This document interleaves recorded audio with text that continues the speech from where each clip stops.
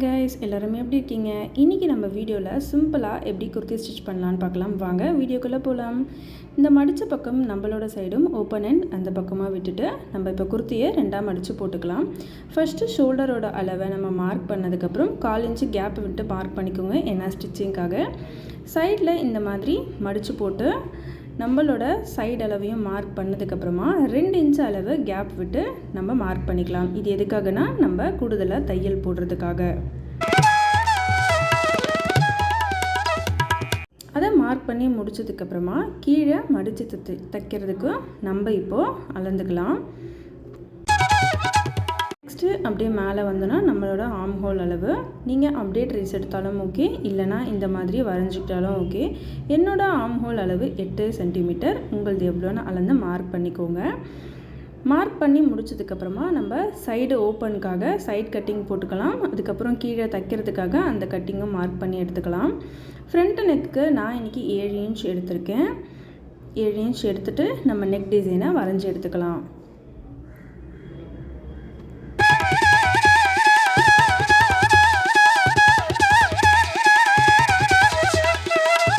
வரைஞ்சி எடுத்த நெக் டிசைனை அழகாக கட் பண்ணிக்கலாம். இன்றைக்கி நான் சிம்பிளாக தான் நெக் டிசைன் எடுத்திருக்கேன். உங்களுக்கு வேணும்னா நீங்கள் அழகாக இன்னுமே கூட நெக் டிசைன் அழகாக வரையலாம்.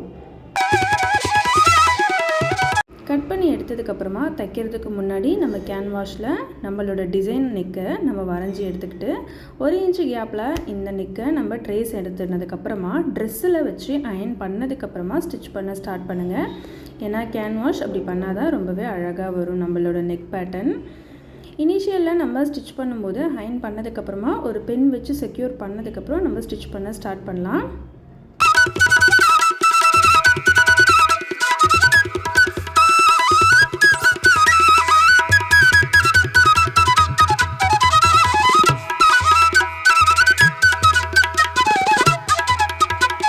இதுதான் ஃப்ரண்ட் நெக். இப்போது நம்ம ஸ்டிச் பண்ணி எடுத்தாச்சு. நம்ம ஓரத்துலேயும் இப்போ ஸ்டிச் பண்ணி எடுத்துக்கலாம். ஓரம்னா நம்மளோட லைனிங் துணி வச்சு அட்டாச் பண்ணி நம்ம ஸ்டிச் பண்ணி எடுத்துப்போம். நம்ம இப்போ பேக் நெக் தைக்க போகிறோம். பேக் நெக்கு நான் 3 சென்டிமீட்டர் அளவில் ஓப்பன் வச்சுருக்கேன். வச்சு தைச்சதுக்கப்புறமா நம்ம இந்த மாதிரி கட் பண்ணிவிட்டு பேக்கை நம்ம வந்து திருப்பிக்கலாம். இந்த மாதிரி நம்ம கட்டிங் போடும்போது நம்மளோட ஷேப்பான நெக் வந்து அழகாக வரும். திருப்பி தைச்சதுக்கப்புறமா நம்ம ஷோல்டர் ஜாயின் பண்ணிக்க போகிறோம். லைனிங்கை நம்ம அட்டாச் பண்ண மறக்கக்கூடாது. சைடில் நீங்கள் ஸ்டிச் பண்ணிக்கோங்க. எக்ஸ்ட்ரா இருக்கிறதையும் நம்ம இப்போ கட் பண்ணி எடுத்துக்கலாம். இது வந்து நம்மளோட ஸ்லீவ் தான். ஸ்லீவ் வந்து இந்த மாதிரி போட்டு மார்க் பண்ணிக்கோங்க. நம்மளோட சேனலை இப்போ தான் ஃபஸ்ட் டைம் பார்க்குறீங்கன்னா நம்மளோட சேனலை மறக்காமல் சப்ஸ்கிரைப் அண்ட் தென் லைக் பண்ணிக்கோங்க. பக்கத்தில் இருக்க நோட்டிஃபிகேஷன் பெல் ஐக்கானையும் நீங்கள் கிளிக் பண்ணி வச்சுக்கிட்டா நம்ம எப்போல்லாம் வீடியோ போடுறோமோ உங்களுக்கு நோட்டிஃபிகேஷன் வழியாக சென்டிங் வரும்.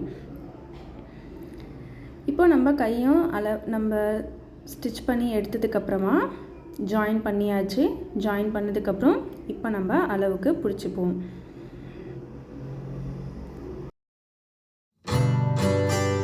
எப்போவுமே நம்மளுக்கு இந்த சைடு அழகாக வரணும்னு நினைப்போம். அதுக்கு இந்த டிப்ஸை நீங்கள் கண்டிப்பாக ஃபாலோ பண்ணுங்கள். உங்களுக்கு கண்டிப்பாக ஹெல்ப்ஃபுல்லாக இருக்கும். நம்மளோட ஹிப்பு வரைக்கும் தைச்சி முடிச்சதுக்கப்புறமா ரெண்டுத்தையும் சேர்த்து வச்சு நேராக ஒரு தையல் போட்டுக்கோங்க.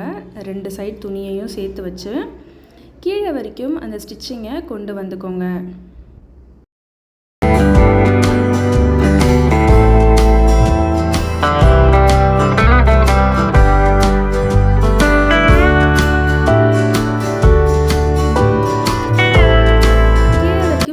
முடிச்சதுக்கப்புறமா நம்மளோட சுடிதாரை இப்படி திருப்பினதுக்கப்புறம் எப்படி நம்ம மடித்து தைப்போமோ அதே மாதிரி 2 சைடையும் மடித்து தைச்சிக்கலாம்.